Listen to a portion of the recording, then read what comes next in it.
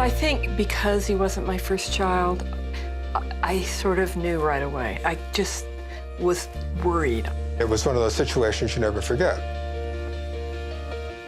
Basically, he was diagnosed as profoundly brain damaged. He'd had an intrauterine stroke and it had taken out the right side of his brain.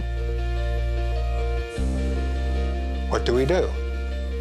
The only thing that we did know at that point in time was that we were going to take care of this young man.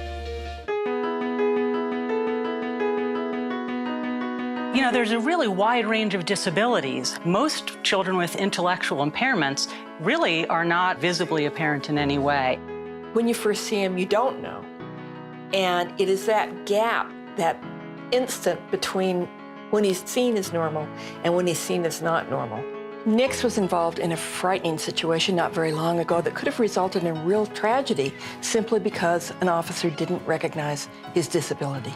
The notion of protecting everybody equally, and that has been a challenge for law enforcement throughout our history.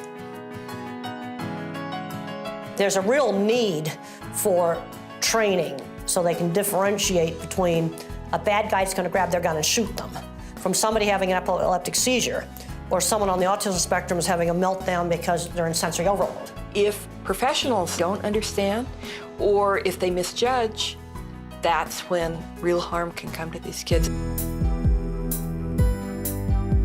All people need to do useful work. I mean, people want to contribute.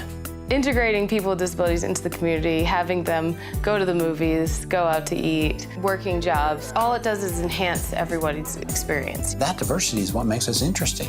One of the things you gotta do is you gotta stretch people. Because if you don't stretch them, they don't develop.